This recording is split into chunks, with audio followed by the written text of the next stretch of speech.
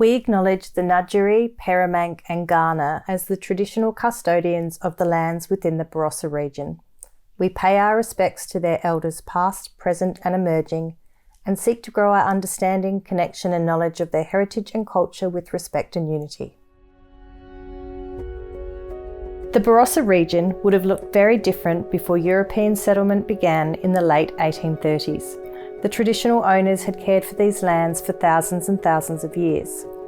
We are fortunate that despite 200 years of European settlement, there remain places, objects and people from whom we can learn about the rich culture of our traditional owners.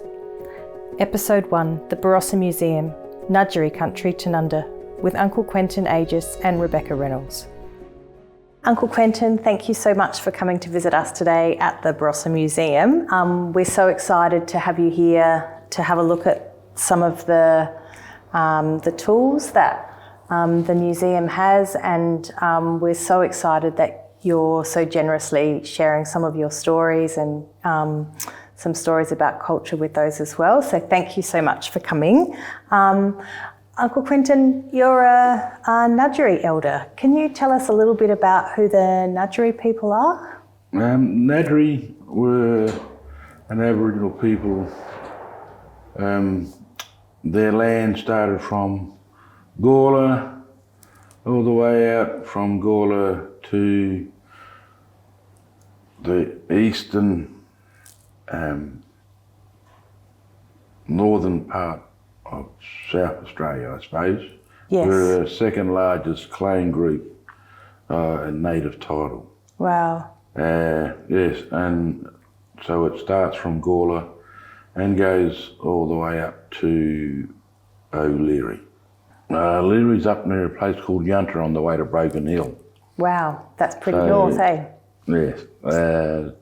Desert people, as with the river, and they're just down at Morgan. Yes. And then down here at the Barossa Plains. So you'll find a lot of engravings and a lot of cave paintings in the area, you know? Right. So with storylines. Oh wow. I love to imagine what it must have been like before Europeans arrived, and obviously we're sitting here in the Barossa Museum and there's a fair bit of European history, but I'm so interested to hear about your history as well. Well, I suppose when you've got to look at it, my history wouldn't survive without the other person's history, eh? When you've got to have a look at it, because if it wasn't for the missionaries, the Lutheran missionaries who came over to Bethany, I think it is here in the Barossa. Yes. And a lot of them were given their orders of what Aboriginal groups they'd work with. Yes. So if it wasn't for those people, a lot of Aboriginal groups wouldn't have sustained life today, and we wouldn't be around today. I've got to be truthful with that. And they worked with Aboriginal peoples, like the Narungga people, another group on my mother's side, where they taught them farming. Okay. And they were bloody good at it, to the part where the government then came in and things changed. Things changed. And took control. Yes. Back from the Lutheran missionaries. Yes. Who helped the Aboriginal people sustain life. And so they set up, it was those Lutheran missionaries that set up the Point Pearce mission, is that correct? Point Pearce, Hermannsburg. Yeah, all of them. Rauchen, I think you've got one in Riverland, Gerard. You've got a mission in Port Augusta, Bungalow. Unamura up to Kupipedi. So you've got quite a few missions that they helped set up. They were busy, those Lutherans. They were bloody busy. But like I said, you've got to have a look at the issue and the era at the time. It wasn't for them people, I suppose, a lot of races, Aboriginal groups would have been wiped out. Yeah. Versus what we are today. Yeah. And we're lucky, like you're saying, because people knew the value in things, even though they seem like stone tools and wooden artifacts. People seen the value in these things, and they seen the value in sharing these. passing them on to places like the museum to keep them living. Yeah, that's right. That's such a lovely way of looking at it. Thank you. And it's one of the things that has really excited me about this place is actually this corner here with this lovely box of really, really interesting tools. And I'd love to have a look at some of them with you now, if that's all right, Quenten. Looks like just a normal stone to people. Yes. But they wouldn't think too much of it. But if you'd pass me the end this one? tool, this yep, one? that one there. Yep. And either pass me this one? Yep, hammerstone. So you can see the material, yes. and how close the material looks. Yes. And you'll see these areas that are quite stick out a lot, you know what I mean? Yeah, yeah. They look like they've been shaved or ground, perhaps. The hammerstone, as you can see. Yep. This is universal. You see how the whole thing's been used. Yes. And you'll see especially these areas here. Yes. So you'd knock the stone and hit it that way, a piece would then shower off. Yes. And then with this, you'd look for, they call these things a human manuport. Manuport, yep. So it's been brought in by human beings. When you look at this tool itself, it just looks like an ordinary stone tool. Yes. But the thing is that you look for where the stone's actually been hit. Yes. And it shows you the area of percussion. Yes. And the bulb of percussion. Yes. So what do you think this tool would have been used for? Well, there's a lot of use with it, as you can see in the past that have started. See the jagged edges on it? Yes. So this was done through the teeth. Okay. Like that. Yeah. To keep the blade strong and for it to cut through into meat and flesh, you know? Okay. So that's a Sealcrete stone. Yes. This is Sealcrete too, but a different sort, as you can feel it. Yeah. And the smoothness of it. Yeah, it's really smooth, isn't it? Yep. And you'll see the same thing again. Where was it hit, you know? The bulb of percussion. Yes. Where it was taken off from the larger scale of rock. Yes. And hit here and pushed. Yeah, and you can see it's quite sharp actually. Like this edge here would have been quite sharp, I would Yeah, well you see this tool itself is prized, do you know what I mean? Yeah, yeah. For these old people to walk around with. Yes. Compared to this sandstone, like yes. a limestone, tool where that's easy to break a bit more. Yeah. Than what this one isn't, you know? Yep. What would the name have been in Ngadjuri language, do you think? Well, all name would be called stone bunda. Bunda? Yeah. Okay. Same way when we talk about money today. Oh, interesting. You know? Yep. Because we traded with stone tools, we traded with a lot of things. Even not just with artefacts, we didn't just trade with artefacts, we traded in language. Yes. So people find that very strange too, but they don't realise that our stories travel through, we've got a story that travels from the York Peninsula into Adelaide. Yes. And then it comes up through the Ngadjuri country up into Queensland. And so you've got the people up in Queensland with part of that same storyline that connects them with us and our ceremonies. And in saying that, when you look at things like these boomerangs, yes, I think we might put these back, if that's all right. Yep, let's put these back. Put yep, that one over that that way. one. Yep. And I think I'll give you that one over there. Thank you. And I'll take this one.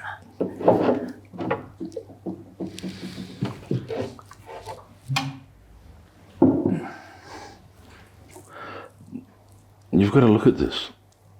look at the redness on it. Look at the white stains. Look at what we're looking at here. Yes. And how important this boomerang was in ceremony. You know? Man ceremony. But like I said today, people came across these things, kept them, and allowed for people like us today to come along and see them, you know? To see which them. We're grateful that people like the museum keep these things for us to come back and enjoy. Yes. So I'm surprised to see the ochre, white ochre line, see how that's in? Yes. And you see all the redness? You see how someone's just finished the ceremony, what was just being done? Yes, yes. Wow. So whoever picked this up, was given this straight after ceremony. Right. That's so interesting. And, well, when you look how part of the history is, they say about 1830 1800s when they first came to Adelaide. Yes, I think Adelaide was proclaimed in 1836. Yep. So you really got to look at this and wonder, wow, the person who was given this was lucky enough to see ceremony. That's right. Or actually participated in it, to see this here. See the red ochre still on it, the white ochre on it. Yeah. Yes, it's like it's whispers of the past, but we are lucky that we can still enjoy, I don't think enjoy is the right word, but we can still have a sense of what it was like then. Would this be called a boomerang in? Well, we got a lot of them with ceremony, you know? Yeah. Ceremonial boomerangs. Yes. But you know, and you just look at and feel the weight of it. Yeah. You know what I mean? Absolutely. Should I? Let's put him back, I suppose. Put him back. Do we grab the next one out? Yep. Did you want to have a look at? Have a look Do at we that grab this one out? Yeah, that one looks pretty heavy, actually. Well, this is the one that beautiful. really surprises me. And when you look at it and design work on it. And when you're up close, you'll see the designing of footprints, lines coming through. Yes, and the footprints run the whole length. The whole length of it. Yep.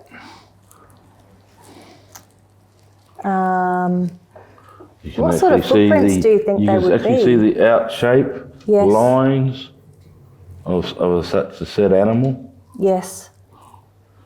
In the mythological dreaming stories, where they talk about two snakes that travelled country. And that's what you're actually looking at with this boomerang. Boomerang is a very significant boomerang due to when it comes to ceremony, and especially for the interim patterns that's been drawn in on it. Yes.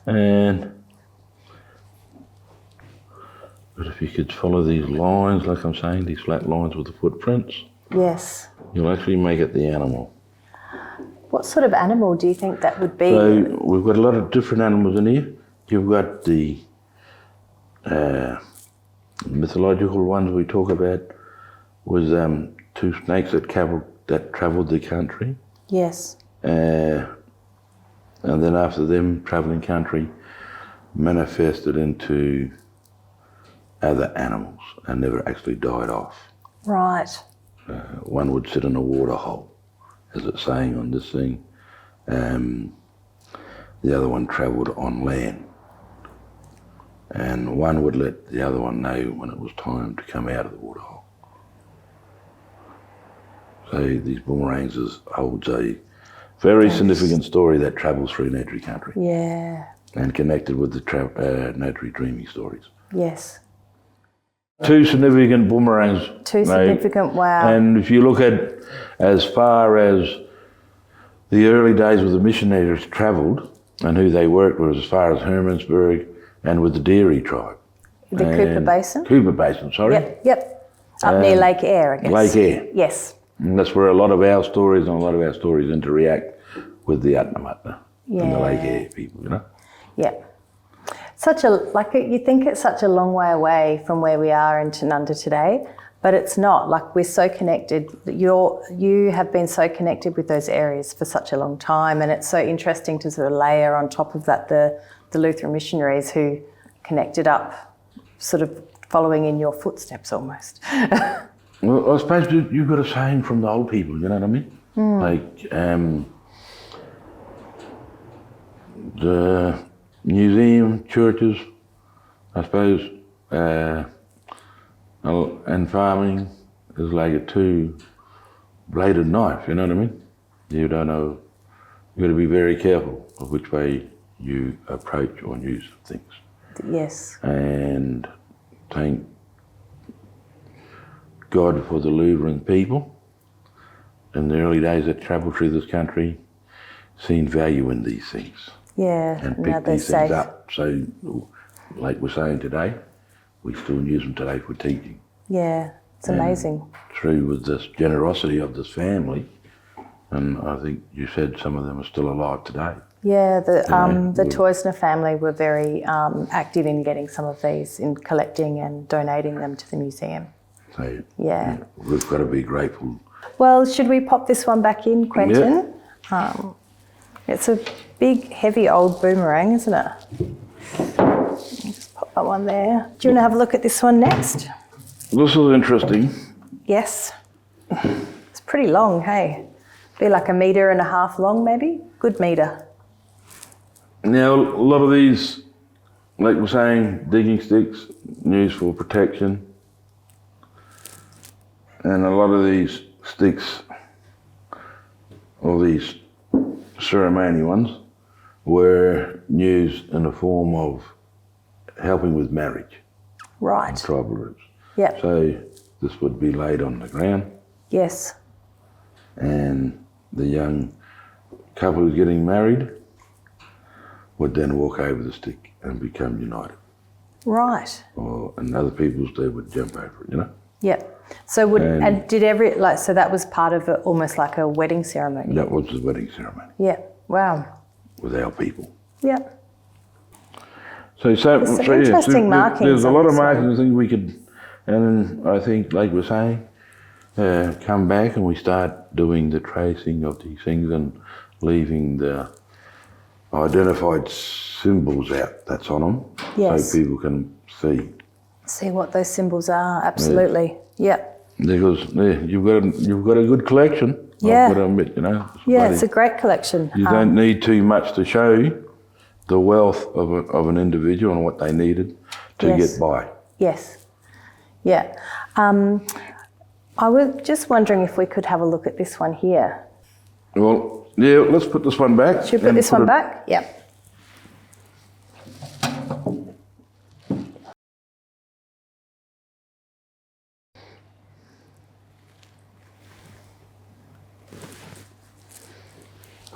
You gotta love the beauty of these stones. Like, look at the indentation in here.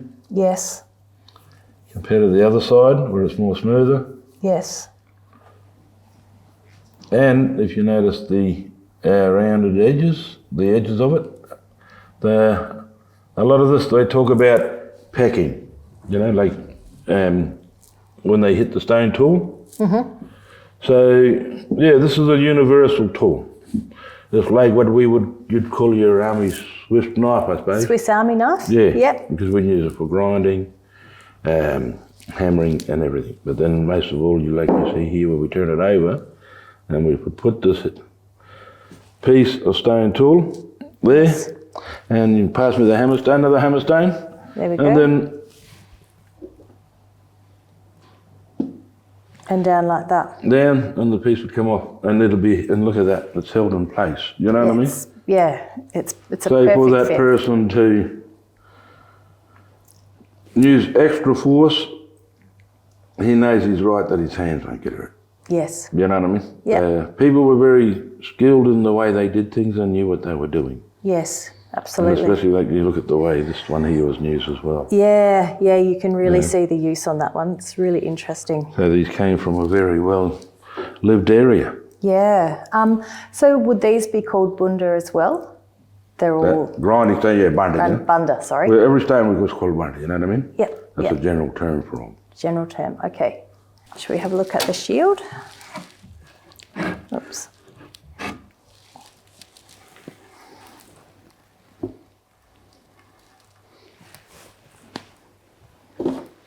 It'd be interesting to work out like the colour of the ochre and that.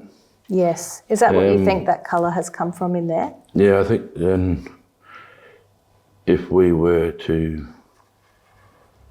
get someone to photograph the actual, you'll see something that will come up, a pattern would come up. Yes. Right out of it. But just because of our naked eye, yes, we can't see we it. can't see it, yeah. But when a camera takes a photo of things like this, the image actually comes up and shows on the camera. Yeah. So that's what we're going to have to Well, that's a project for next time. Yeah, our way around. But you see how all the different colours Yeah. and how it was decorated Yes. at one stage, sorry. Oh, yeah, you can see those the very colours faint through and there. light Yep. Yeah, it's quite beautiful actually. So a lot of these will have designs of floral, like plant life Yes. of a leaf or something on these as well. Okay. They're not always just, I understand a lot of people know what the shields are used for, but a lot of them were decorated as well. And some of them had some floral designs of different plants.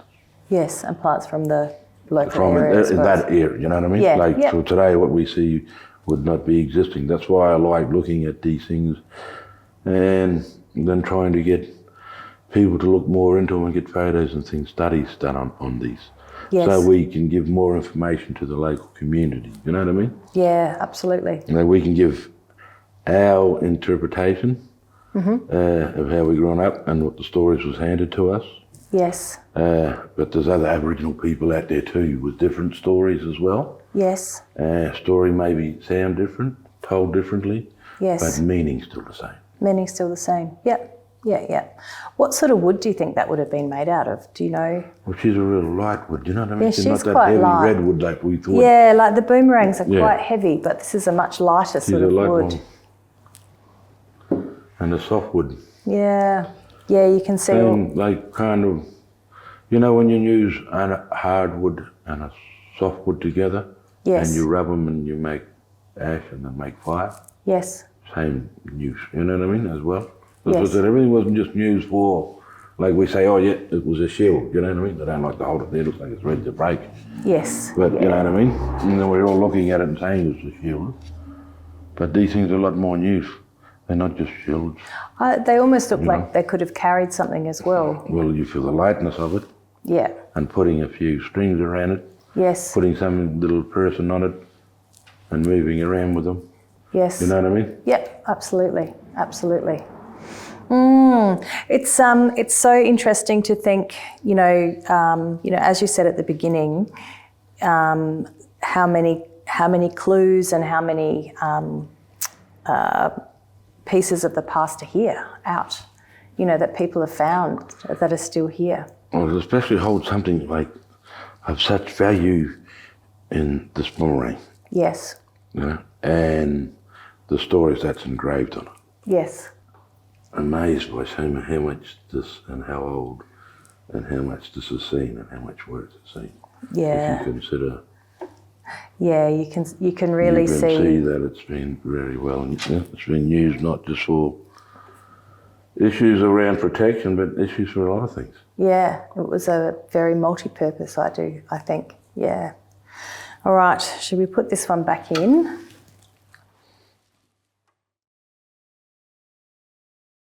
What does the Barossa mean to you? And I don't know whether you have a thought on what the Barossa means to you. I can't really, like, It's bit tricky. Yeah, you can say what a place means to somebody. I suppose it's strange, like me, my afterbirth's been put in the ground of the country here, where we live, you know what I mean? And old people say, as you grow up, and they teach you, they say, your afterbirth in the country, you and that country got law. You and that animal got law. You and that insect got law. You and that plant got law. So this country is in my blood. It's not just something I can talk about and walk away from. And I'll never be at rest because that old people say, we put you near the river. Yes. And I think that flow of that river through this country keep me strong today and give me my laws and stories and customs to where we are today.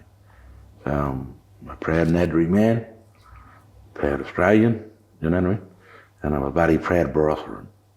Quenten, on behalf of the Barossa Museum and the Barossa community, thank you so much for coming in here today and telling us a little bit more about these items and some of the stories behind them. And I think the more stories that we can share amongst ourselves in the community, the stronger our connection and our community will be. So thank you again for your time today and for all you do up here in the Barossa.